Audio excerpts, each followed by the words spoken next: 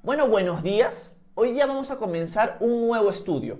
Hemos acabado el día de ayer el libro de Marcos. 16 capítulos hemos recorrido durante varios meses para ver la vida, obra, muerte y resurrección de Jesús. Pero hoy día vamos a entrar a la continuación. ¿Qué sucede después de que Jesús resucita? ¿Cuáles son los relatos bíblicos que tenemos de los eventos que vienen a continuación de la resurrección de Jesús? Eso lo vamos a encontrar en el libro de los Hechos de los Apóstoles. Lo que vamos a empezar a estudiar esta mañana es ese libro. Una de las cosas que es importante recalcar del libro de los Hechos es que, aunque se conoce como el libro de los Hechos de los Apóstoles, en verdad debería conocérsele como el libro de los Hechos del Espíritu Santo. Porque un enfoque bien marcado en el libro de los Hechos va a ser la obra del Espíritu Santo en los creyentes. Inicialmente en los apóstoles, pero continuadamente la vida de los apóstoles se nos va a presentar la vida del apóstol Pablo y también de otros discípulos guiados siempre por el Espíritu Santo. Así que el énfasis principal del libro de los Hechos va a ser la guía del Espíritu Santo en los creyentes luego de la resurrección de Jesús. Jesús asciende a los cielos y Él envía su Espíritu Santo sobre toda su iglesia, sobre todos sus discípulos. Y es el Espíritu Santo el personaje principal del libro de los Hechos. Eso es algo que tenemos que tener muy claro cuando leemos, cuando estudiamos el libro de los Hechos. El personaje principal, por así decirlo, es Dios, el Espíritu Santo. Así que lo vamos a ver en acción a través de los creyentes, capítulo tras capítulo, versículo tras versículo. Vamos a arrancar con los primeros versículos del libro de los Hechos para seguir narrando un poco la introducción de este libro. Veamos el versículo 1 del capítulo 1 del libro de los Hechos en este nuevo estudio que vamos a tomar. Miren lo que Lucas, el autor, nos dice. Estimado Teófilo, en mi primer tratado hablé acerca de todo lo que Jesús comenzó a hacer y a enseñar hasta el día en que fue recibido en el cielo, después de que por medio del Espíritu Santo les dio mandamientos a los apóstoles que había escogido. Una de las cosas que acabo de decir es que el autor de este libro es Lucas. ¿Quién es Lucas? El autor del Evangelio según San Lucas.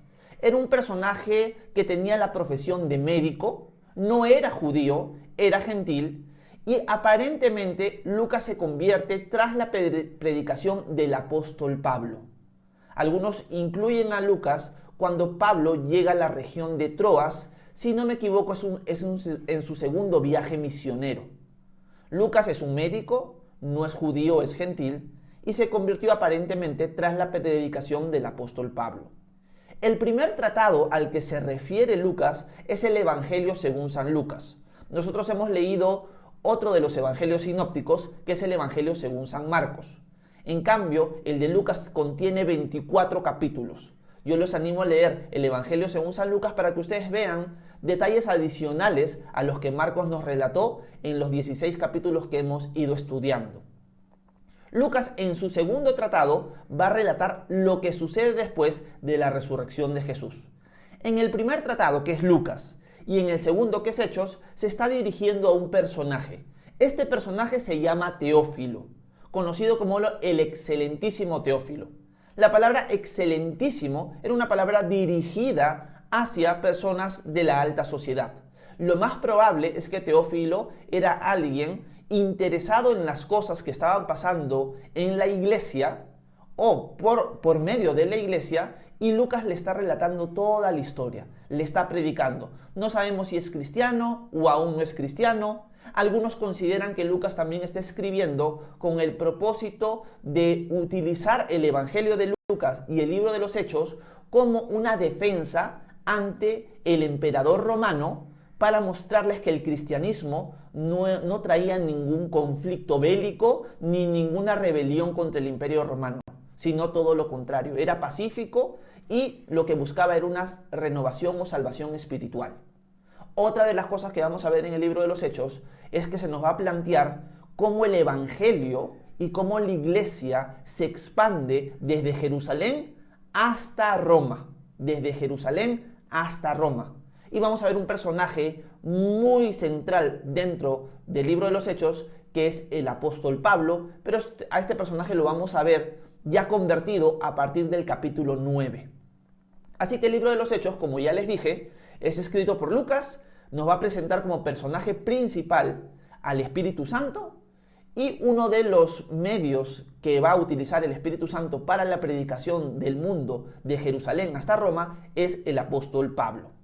Bueno, Lucas le está escribiendo a Teófilo. Teófilo quizás era un cristiano, quizás era alguien que quería investigar las cosas de la fe. Y también algunos piensan que Teófilo no es un personaje real, sino Lucas le está hablando a todos los cristianos de la época. Porque Teófilo significa el que ama a Dios. Teos es Dios y fileo es amor. Por lo tanto, Teófilo es el que ama a Dios. Así que hay esas posibilidades, pero yo personalmente me inclino a que era un personaje real, literal, al cual Lucas le está escribiendo en el Evangelio según San Lucas y en el libro de los Hechos. Volvamos al texto, volvamos a ver desde el versículo 1 para ver qué es lo que nos relata Lucas con respecto a los días después de la resurrección de Jesús. Volvamos al texto y veamos nuevamente el versículo 1 en adelante. Dice: estimado Teófilo, en mi primer tratado hablé acerca de todo lo que Jesús comenzó a hacer y a enseñar, hasta el día en que fue recibido en el cielo, después de que por medio del Espíritu Santo les dio mandamientos a los apóstoles que había escogido. Versículo 3. Después de su muerte, se les presentó vivo y con muchas pruebas que no admiten duda, se les apareció durante 40 días y les habló acerca del reino de Dios. Mientras estaban juntos, les mandó que no se fueran de Jerusalén, sino que les dijo: esperen la promesa del Padre, la cual ustedes oyeron de mí. Como saben, Juan bautizó con agua, pero dentro de algunos días ustedes serán bautizados con el Espíritu Santo. Datos importantes que Lucas nos relata acá es que Jesús, después de resucitado, va a estar con los discípulos no un día, no 2, no 10, no 20, sino 40 días. Esto es algo que generalmente las personas que no conocen mucho el panorama bíblico desconocen de la resurrección de Jesús.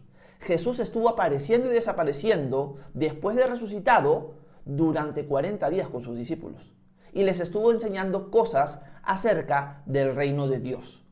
Es importante ver en este primer párrafo que Lucas, como ya les dije, enfatiza a la persona del Espíritu Santo constantemente.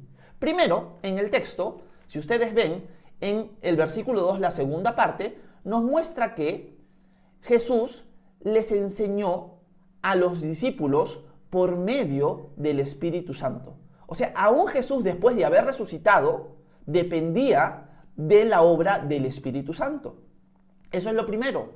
Y segundo, que en el versículo 5, y es más, un poco antes en el versículo 4, en la segunda parte, Jesús les dice: esperen la promesa del Padre, la cual ustedes oyeron de mí. Como saben, Juan bautizó con agua, pero dentro de algunos días ustedes serán bautizados con el Espíritu Santo. El enfoque de Lucas en este primer párrafo, netamente, es claro esto, es la obra y la persona del Espíritu Santo en la vida de Jesús y también en la vida de los apóstoles. Jesús les dice: muchachos, ustedes tienen que irse a Jerusalén y tienen que esperar la promesa del Padre, la cual escucharon de mí. Juan bautizó con agua, pero ustedes serán bautizados con el Espíritu Santo. Por lo tanto, primera aplicación que nosotros podríamos ver a la luz del libro de los Hechos en este primer párrafo. Nosotros, para todo, tenemos que depender de la obra del Espíritu Santo. Jesús resucitado enseñó mandamientos a sus apóstoles guiado por el Espíritu Santo. Nosotros, de la misma manera, mientras caminamos en este mundo como peregrinos, porque estamos de paso hasta que el Señor venga por nosotros, tenemos que buscar siempre ser guiados por la persona del Espíritu Santo. Hago un paréntesis importante para decir lo siguiente. A veces cuando hablamos mucho del Espíritu Santo, de ser guiados por el Espíritu Santo, podría entrar en nuestra mente la idea de que el Espíritu Santo es una fuerza, es un poder, pero lo que la Escritura nos muestra es que el Espíritu Santo es una persona. Por lo tanto, desde el momento que nosotros decidimos hacer a Jesús nuestro Dios y Salvador, la persona del Espíritu Santo pasa a morar dentro de nosotros. Por lo tanto, tenemos que buscar ser guiados por la persona del Espíritu Santo. En cierto sentido, podríamos decir que los cristianos estamos poseídos por la persona del Espíritu Santo. Y ahora va a depender de nosotros cuánto dejamos en nuestra vida que esta persona que habita en nosotros nos guíe, nos cambie, nos transforme. Ese es el enfoque principal. Por lo tanto, una oración que nosotros deberíamos hacer constantemente es: Padre, te pido que permitas que el Espíritu Santo sea mi guía todos los días de mi vida, desde que me despierto hasta que me acuesto. Cuando vamos a tomar una decisión, cuando estamos planeando algo, pedirle: Espíritu Santo, guíame. Padre, por medio de tu Espíritu, guíame a qué decisión debo tomar, qué debo hacer, qué decir.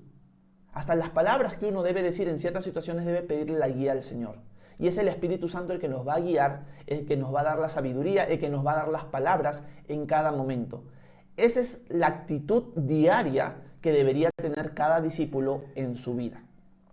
Ahora, los discípulos, según el mandato de Jesús en este momento, van a tener que esperar el bautismo del Espíritu Santo. Sí, Juan los bautizó en agua, pero ustedes en los próximos días, les dice Jesús, van a ser bautizados con el Espíritu Santo. La palabra bautismo significa inmersión. Juan los sumergió en agua, pero ahora ustedes van a ser sumergidos en el Espíritu Santo. ¿Qué significa esto de ser sumergidos en el Espíritu Santo? Hay discusión en cuanto al significado de lo que Jesús está diciendo aquí. La iglesia protestante del área pentecostal en nuestra actualidad va a interpretar el bautismo del Espíritu Santo como un evento posterior a la salvación. Cuando tú recibes a Cristo, cuando tú le entregas tu vida, el Espíritu Santo pasa a morar dentro de ti. Tú eres sellado con el Espíritu Santo. La iglesia de corte carismático pentecostal va a decir que luego de que tú ya tienes el Espíritu Santo dentro de ti, tú debes buscar ser lleno, ser bautizado por el Espíritu Santo, porque es un evento posterior a la salvación. En cambio, hay otros cristianos que van a considerar que el bautismo del Espíritu Santo, al cual se refiere Jesús aquí, es prácticamente el comienzo de la iglesia, pero es el comienzo del nuevo pacto en el sentido que el Espíritu Santo sella a los discípulos. Voy a ponerlo en otras palabras. Otros cristianos ven el bautismo del Espíritu Santo como la primera parte o la inauguración de la habitación del Espíritu Santo en todos los discípulos de Jesús a partir de ahora. Podríamos decirlo así: antes de este momento, la iglesia, que aún no había nacido porque Jesús no había muerto y resucitado, no tenía el Espíritu Santo. Pero a partir de este momento, cuando ellos sean bautizados con el Espíritu Santo, es algo nuevo que no ha pasado antes y que a continuación de esto, todos los discípulos que crean en Jesús van a ser bautizados con el Espíritu Santo. Van a equiparar el bautismo del Espíritu Santo con la salvación. Porque cuando tú eres salvo, el Espíritu Santo entra dentro de ti. Eso, van a decir un grupo de cristianos, es el bautismo del Espíritu Santo. Así que hay una división. Hay unos que lo van a ver como algo posterior a la salvación y algunos que lo van a ver como la misma salvación. El bautismo es ser sellados con el Espíritu Santo y otros van a decir no. El bautismo es algo posterior. ¿Qué posición tiene Horacio al respecto? Mi posición es que el bautismo del Espíritu Santo es algo posterior. ¿Cuál es uno de mis argumentos por los cuales considero que el bautismo del Espíritu Santo es una posición o es un evento posterior a la salvación? Lo que nosotros leemos en Juan capítulo 20. ¿Qué leemos en Juan capítulo 20? Quiero compartirles a ustedes en pantalla lo que Juan 20 nos dice. Miren el texto. Por si acaso, es el evento cuando Jesús ya resucitó. Jesús resucitó, sus discípulos están escondidos y nos dice el versículo 19. La noche de ese mismo día, el primero de la semana, los discípulos estaban reunidos a puerta cerrada en un lugar, por miedo a los judíos. En eso llegó Jesús, se puso en medio y les dijo: la paz sea con ustedes. Y mientras les decía esto, les mostró sus manos y su costado. Y los discípulos se regocijaron al ver al Señor. Entonces Jesús les dijo una vez más: la paz sea con ustedes. Así como el Padre me envió, también yo los envío a ustedes. Y habiendo dicho esto, noten, sopló y les dijo: reciban el Espíritu Santo. A quienes ustedes perdonen los pecados, les serán perdonados, y a quienes no se los perdonen, no les serán perdonados.